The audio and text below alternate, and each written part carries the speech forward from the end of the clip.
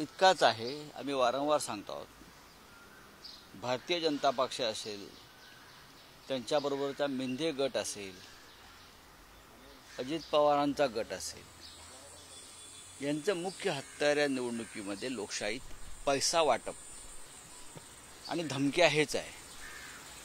अजित पवारांनी बारामतीत कशाप्रकारे पैसे वाटले आणि त्यासाठी बँकाही कशा उड्या ठेवल्या रात्री पहाटेपर्यंत हे आपण पाहिलं आहे. नाशिकमध्ये मुख्यमंत्र्यांच्या हेलिकॉप्टरमधून पैशांच्या 19 बॅगा कशा उतरल्या हे मी स्वतः दाखवलं आहे. नंतर 4 दिवसांनी त्यांनी त्यांच्या चड्डे बनियन वगैरे दाखवल्या, ठीक आहे, बॅगेतून नौटंकी ठीक है, लेकिन पैसा एक एक चुनाव क्षेत्र में 25-25 करोड़ रुपया जाने की खबर मेरे पास है, और वो भी पुलिस सिक्योरिटी में.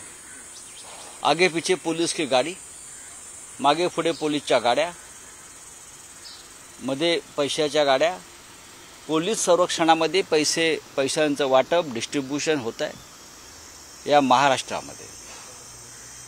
काल मुलुंडला हा प्रकार शिवसैनिकांनी पकडला, ठिकठिकाणी पकडले. निवडणूक आयोग काय करतोय?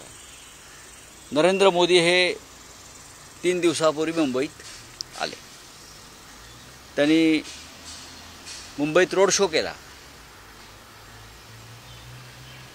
पूर्वेला केला, पश्चिमेला केला, गोरेगाव, घाटकोपर अनेक भागात रोड शो केला. हा भारतीय जनता पक्षाचा खासगी कार्यक्रम होता. हा भारतीय जनता पक्षाचा प्रचाराचा कार्यक्रम होता, किंवा त्यांच्याबरोबरचे जे गट आहेत मिंदे फिंदे, या सगळ्या रोड शोचा खर्च हा भारतीय जनता पक्षाच्या खात्यातून व्हायला हवा होता, किंवा नरेंद्र मोदींच्या पर्सनल खात्यातून व्हायला पाहिजे होता. 3,56,00,000 रुपये मोदींच्या रोड शोला जो खर्च झाला तो मुंबई महानगरपालिकेने केला. मुंबई महानगरपालिकेनं 3,56,00,000 रुपयाचं ओझं वाहिलेलं आहे भारतीय जनता पक्षाच्या या रोड शोचं. हा आचारसंहितेचा भंग आहे आणि त्याबद्दल भारतीय जनता पक्षाचे नेते नरेंद्र मोदी यांच्यावर गुन्हा दाखल व्हायला हवा. मी प्रधानमंत्री म्हणत नाही, भारतीय जनता पक्षाचे स्टार प्रचारक नरेंद्र मोदी यांच्यावर गुन्हा दाखल करायलाच हवा, किंवा हे 3,56,00,000 रुपये भारतीय जनता पक्षाच्या किंवा जेथे जेथे हे रोड शो झाले त्या भागातल्या उमेदवारांच्या खर्चातून ते वसूल केले पाहिजेत, अशी माझी भूमिका आहे. 3,56,00,000 हा मुंबई महानगरपालिकेच्या तिजोरीची लूट आहे. प्रधानमंत्री येतात कधी इथे रस्ते बंद करतात, एक दिवस मुंबई बंद करतात. कालसुद्धा प्रधानमंत्री मुंबईत आले, अर्धा दिवस मुंबई बंद. आज कोणतरी म्हटलं योगी येत आहेत, योगींसाठी मुंबई बंद. काय चाललं आहे या मुंबईत? तुम्ही या आणि तुमच्या हिमतीवर जा. मुंबईकरांना वेठीस धरायचं नाही. मुंबईच्या तिजोरीवर जो भार टाकताय जनतेच्या, बरं का, हा अत्यंत गंभीर गुन्हा आहे. 3,56,00,000 रुपये मोदींच्या रोड शोचे यांच्याकडून ताबडतोब वसूल केले पाहिजेत, आणि त्या संदर्भात काय कारवाई झाली हे निवडणूक आयोगानं मुंबई महानगरपालिकेच्या आयुक्तांनी ताबडतोब जनतेसमोर आणायला हवं आहे. या ठिकाणी लागलेच देवेंद्र फडणवीस देखील आलेले आहेत आणि त्या ऑफिसमध्ये येऊन बसलेले होते. कसं बघतो कुठे? कारण ते चोरांचे सरदार आहेत ना. असं आहे की करोना काळामध्ये जेव्हा पार्ल्यामध्ये कोणत्या ते इंजेक्शन रेमडेसिवीरचा एक बेकायदेशीर साठा पकडला पार्ल्यात, काळ्या बाजारातून आणलेला आणि काळा बाजार करण्यासाठी. तो जेव्हा पोलिसांनी पकडला तेव्हाही देवेंद्र फडणवीस पोलीस स्टेशनला जाऊन हंगामा करतच होते. जेथे जेथे चोरीचा माल, जेथे जेथे हपापाचा माल, तेथे तेथे देवेंद्र फडणवीस आणि त्यांचे लोक. मिहीर कोटेचाचे पैसे पकडले, बरं का. हा आचारसंहितेचा भंग आहे. पैसे वाटप करून तुम्ही इथे दबाव आणताय, दादागिरी करता. आणि डेप्युटी सीएम गृहमंत्री चोरीच्या मालाला संरक्षण द्यायला या भागामध्ये येतो. विरोधी पक्षनेते असताना ते करोनाची औषधं काळा बाजार लोकांना मिळत नाही आणि तरीसुद्धा कुठून तरी आणून ते विकत होते हे लोक आपापल्या लोकांना. तिथेही हे महाशय पोचले. जेथे जेथे चोरीचा माल, दरोड्याचा माल, तेथे तेथे फडणवीस. जेथे जेथे 40 आमदारांचं 50 खोकी 100 खोकी, तेथे तेथे देवेंद्र फडणवीस हे चोरांचे सरदार आहेत. हे स्पष्ट दिसत आहे.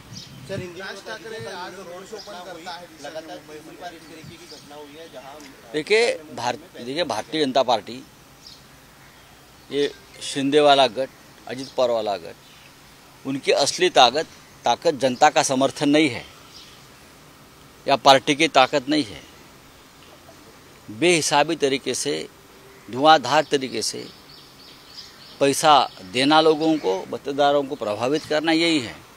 चाहे बारामती हो, चाहे पुणे हो, हाँ, चाहे नासिक, चाहे मुंबई, हर जगह पे ये लोग 25-25 करोड़ लेकर एक एक चुनाव क्षेत्र में बांट रहे हैं. और पुलिस सिक्योरिटी, पुलिस संरक्षण में पुलिस का इस्तेमाल इस प्रकार से इस महाराष्ट्र में देवेंद्र फडणवीस, अजित पवार और एकनाथ शिंदे कर रहे हैं. कल मिहिर कोटेचा के यहाँ पैसा पकड़ा गया, पैसा बांट रहे थे, और वहाँ पहुँचे कौन? देवेंद्र फडणवीस. जहाँ चोरी का माल है, जहाँ चोरी का माल पकड़ा जाता है, वहाँ देवेंद्र फडणवीस सबसे पहले वो चोरी के माल को प्रोटेक्शन देने के लिए पहुँच जाते हैं. चाहे वो पार्ला में कोविड काल में रेमडेसिविर का जो बहुत बड़ा इलीगल स्टॉक पकड़ा गया था, करोड़ों रुपए का, जनता को नहीं मिल रहा है दवा, और ये लोगों ने ब्लैक मार्केट से खरीद कर लोगों को बेच दिया. वहाँ भी सबसे पहले leader of opposition Devendra Fadnavis, चोरी का माल फडणवीस पहुँच गए. मिहिर कोटेचा के यहाँ चोरी का माल फडणवीस पहुँच गए. चोरों के सरदार है ये सब लोग. नासिक में हमने वीडियो दिखाया, लगभग 20 बड़ी बड़ी थैली बैग में पैसे बोरियां भरकर नासिक में उतर रहे थे. हाँ, वहाँ भी फडणवीस का प्रोटेक्शन है. क्या कर रही आचार संहिता, कोड ऑफ कंडक्ट, चुनाव आयोग कहाँ है? नरेंद्र मोदी जी यहाँ प्रचार के लिए आए, रोड शो किया. लगभग 3.5 करोड़ रुपए का जो खर्चा है वो बीएमसी ने उठाया, एक पार्टी का. 3.5 करोड़ को चुना लगाया ये लोगों ने मुंबई में आकर, जनता के तिजोरी पर भार दिया, हाँ, लूट लिया. या उनके अकाउंट से वो पैसा जाना चाहिए. और मैं जानना चाहता हूँ मुंबई के बीएमसी कमिश्नर से, ये 3 करोड़ 56 लाख जो मोदी के प्रचार दौरा रोड शो के ऊपर खर्चा हुआ है बीजेपी के लिए, वो कहाँ से जा रहा है? ये मेरा सवाल है उनसे. सर, आपने ट्वीट भी किया है इलेक्शन कमीशन को लेकर, लगातार इस तरीके की जो घटना है. इलेक्शन कमीशन ये गुलाम बन गया है बीजेपी का, खास करके मोदी और शाह का. 4 जून के बाद उनको देख लेंगे आप. चलिए, थैंक यू.